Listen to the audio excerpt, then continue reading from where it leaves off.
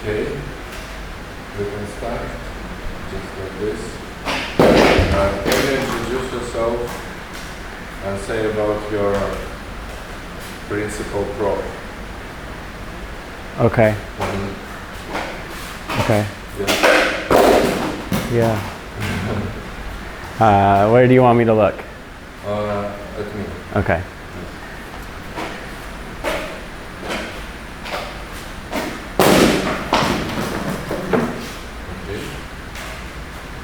Yes. We started.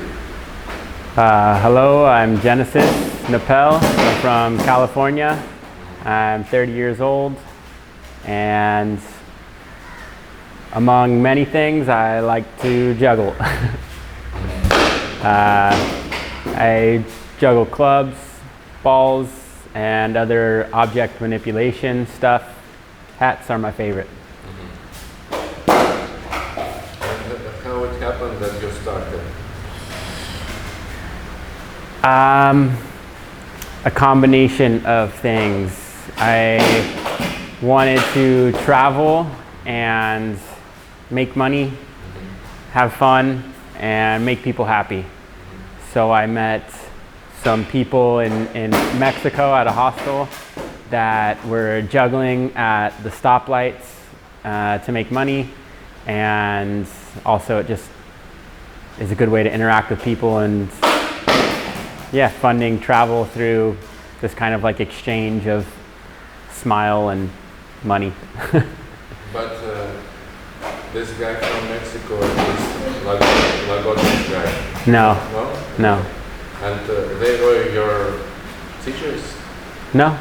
And who were your teachers? Well, I started with juggling and I kind of self-taught. I had one friend, we had the guy who I met in Mexico, and he taught me some stuff, and then I made my own juggling balls and practiced for a month, and then met somebody else who taught me to juggle clubs, and then made my own juggling clubs and practiced that for a few years, and then just kind of opened doors to a lot of other circus stuff. But how you made these balls and clubs? You made your own? Yeah, well From what? the balls, I just got balloons and filled them with rice and did multiple layers of balloon, and it cost like $1 or something to make a bunch of juggling balls. And then to make the clubs, I made a design and went to a woodworker and had him turn a piece of wood to have a shape that I wanted, and just practice with that. Yeah. So somebody anyways showed you some tricks, or you used YouTube? I didn't use YouTube. I just kind of, somebody showed me the basic stuff, and then for a long time I didn't watch any videos to try to learn anything. I just would use my imagination and try to see what I can do, just exploring. But have you had such a performer, juggler, who was like who impressed you a lot back then in the beginning? No, not like a lot of people, like individuals, but not anybody that I'm like, oh, that guy, they're really good. And then you see that the more you like get into juggling, the more you see different styles, and just seeing like a Latin American style of juggling is a lot different than, I don't know, like European style of juggling or more traditional European style, where in like Latin America, a lot of people will juggle and spin a ring on their leg and balance something on their head, and they're doing all this all at once. And then some people have just like different styles of really flowy movement, and some people do a lot of spinning stuff. So it really depends where you kind of dive into and who you're practicing with to learn new tricks from, and how you start to think about the movements. your own opinion, or it's like a common thing? Who do you think are like avant-garde of juggling now? Avant-garde? Yeah, they do like the most new, fresh tricks. I think there's a lot of people that are doing like 3-ball juggling, and that's the thing you start with. It's like the first thing, but they're doing all sorts of dance moves and like catches where they do something like behind the head and catch a ball here, and then they have one ball here, and then the other ball here, and so it's a lot of like stalls. They'll do like pop, pop, pop, pop, ta, and then catch, and making like these points with the 3 balls. I would say that's kind of like the avant-garde of juggling right now, and it's not exactly like fast and tricks, it's more new movements that incorporate the body more than just this. But anyways, you somehow know about West Peden. About what? West Peden guy. No. Not at all? Uh-uh. You should learn. Okay. Yes. Okay, and have you ever tried any other rope? Yeah. Which one? We've done like some fire spinning stuff, poi, double staff, and then just juggling is kind of like one small, or the bigger umbrella of juggling is object manipulation. And so if you like open the broader door of what juggling is, then there's many different props. And my favorite prop is my hat, because it's just something you have on your head, can take it anywhere, and nobody can tell you can't bring a hat here, because the hats are allowed. And you also can put money. Exactly, dual purpose. So the bigger hat, the better. Yeah. If you wanted to find a name for community of street performers, jugglers, fire performers, they all like come together. When you have juggling convention, there will be also posters, like any props. Yeah. And we can say object manipulation community, but it sounds too heavy. Yeah. Object manipulation. And do you have some ideas about how to call the community?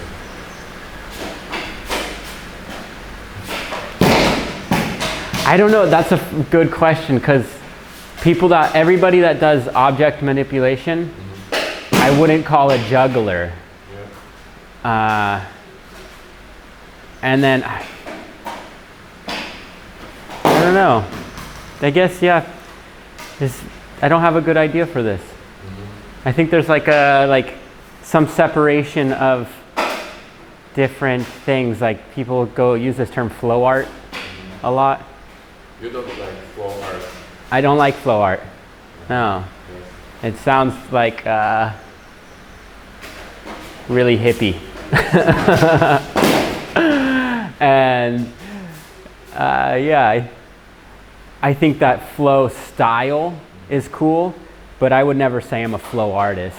I wouldn't even say I'm a juggler, because I'm not, like in my mind, a juggler is somebody that's juggling all day, every day, working really hard on it, because it's, out of all circus disciplines, juggling is one that takes the longest. There's a few. I think juggling and handstands, hand bouncing, are the ones that take the most practice. And they're totally opposite too. So, and I wouldn't say I'm a flow artist, because I think that's the difference between like a juggler practices all the time, and flow arts to me is like, let's smoke some weed and spin some poi. Yeah. Flow. I just wanted to ask you this moment that for me, juggling is also about concentration, Yeah. focusing. Yeah. And spinning is more about going somewhere sometime. Yeah, maybe, yeah. We just so this is if you just answered it before I wanted to ask. And the other thing is, but anyways, flow is important for you.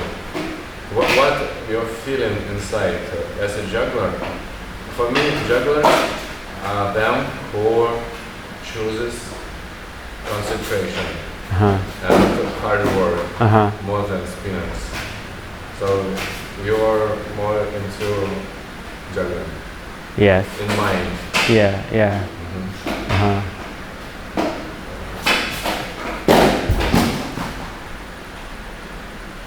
I had some question, but I forgot. I've got my list here. I think, just to say more about my opinions. There are a lot of people that do call themselves flow artists that are amazing, that are like, they are dedicated and they have insane skills that not many people can do, and props to them. It's kind of like yoga. You know, there's like yogis that are dedicated to their practice, and then there's people that do yoga. Like, you know. Also, sometimes people say that juggling helps them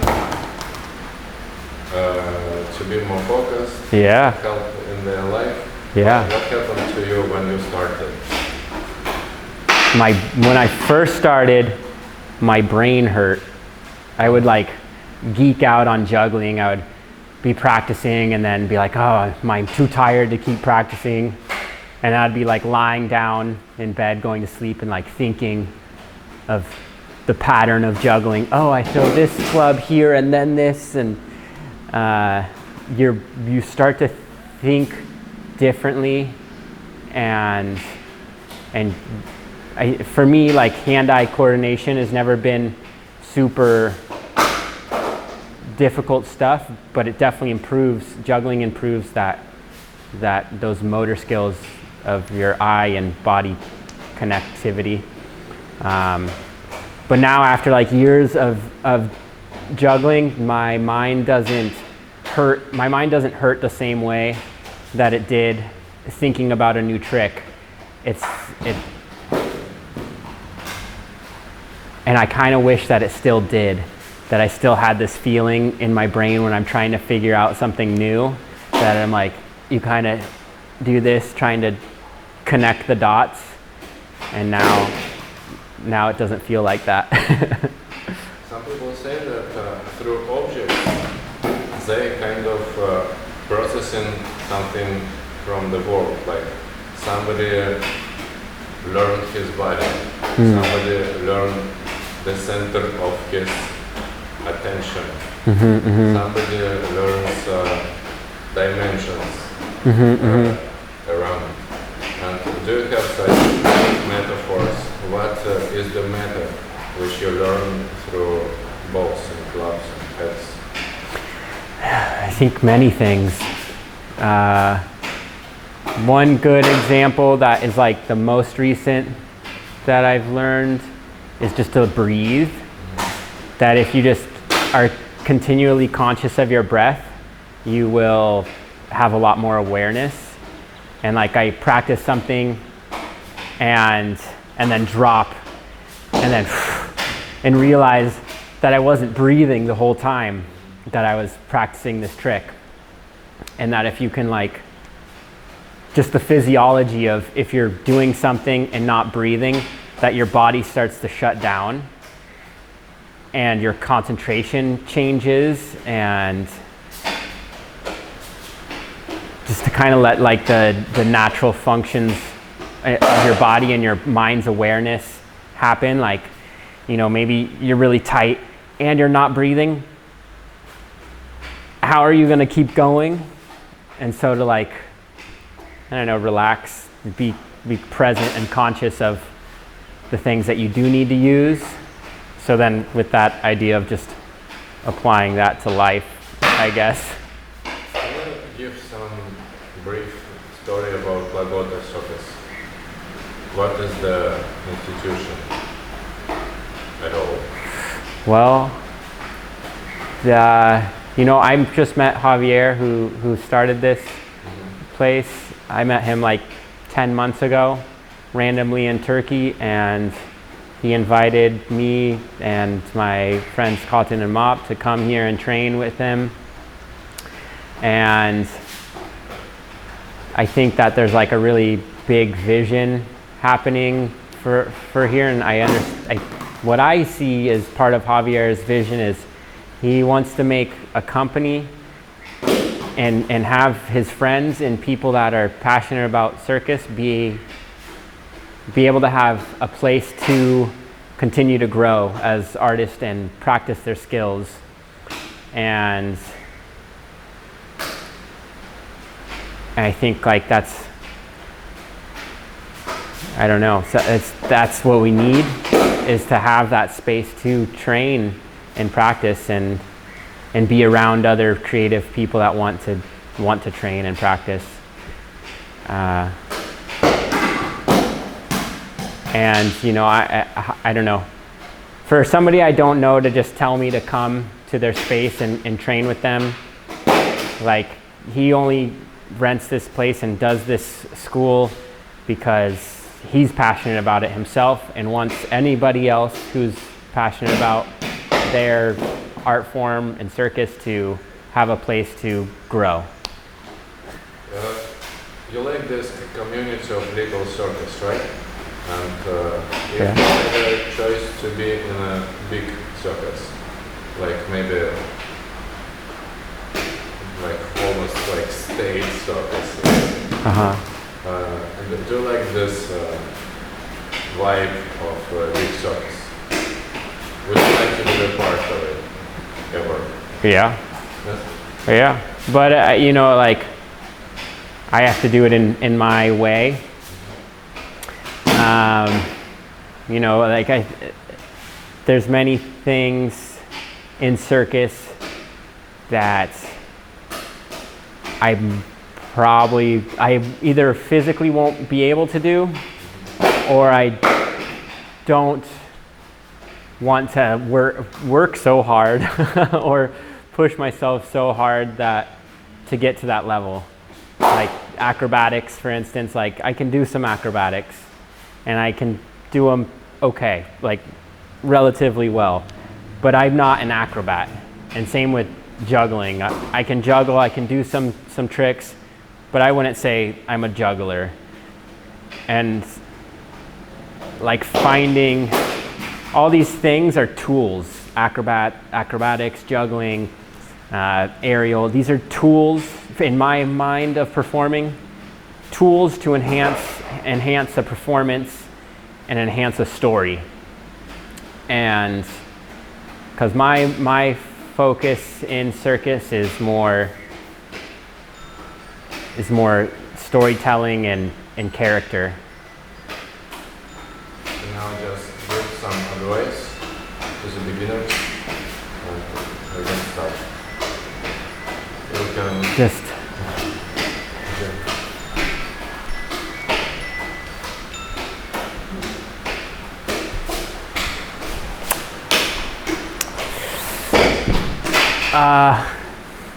advice.